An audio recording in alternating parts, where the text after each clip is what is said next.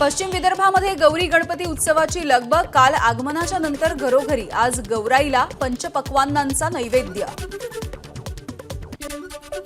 बीडच्या आष्टीमध्ये गौराई समोर रायगड किल्ल्याचा देखावा। शिवरायांच्या राज्यामध्ये बलात्कार्याला देण्यात आलेल्या चौरंग शिक्षेचा देखावा साकारत महिला अत्याचाराकडे वेधलं लक्ष। सिंधुदुर्गामध्ये गौराई समोर झिम्मा फुगडीचा खेळ। गौराई समोर विविध खाद्यपदार्थांचा नैवेद्य। केंद्रीय मंत्री नितीन गडकरींच्या घरी काल महालक्ष्मींचं आगमन। गडकरींच्या घरी महालक्ष्मी स्थापनेची 205 वर्षांपासूनची परंपरा। महिला आणि बालविकास मंत्री अदिती तटकरे यांच्या घरी गौराई विराजमान। पारंपरिक पद्धतीनं गौराईंची विधिवत पूजा। मंत्री अदिती तटकरेंनी डोक्यावरती घेतली गौराई। महाडमध्ये घोंगडीत पूजनाचं साहित्य ठेवत गाणं गाण्याची ही अनोखी प्रथा।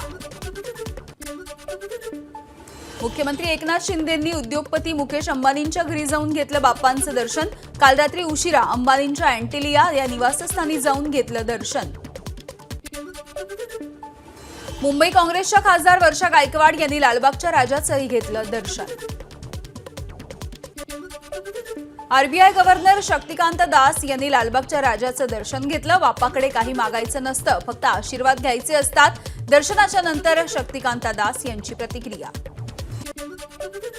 संभाजीनगरच्या हडको भागामध्ये कालभैरव प्रतिष्ठानने तांदळावरती साकारले गणपती बाप्पा।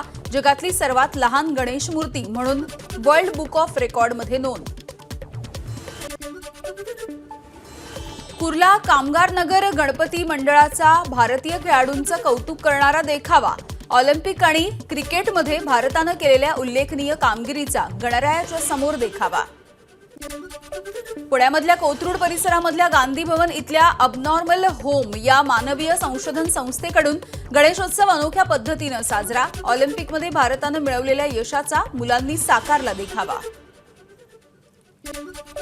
प्रो कबड्डी लीगमधल्या पुणेरी पलटणची टीम लालबागच्या राजाच्या चरणी। संपूर्ण टीमनं घेतलं लालबागच्या राजाचं दर्शन।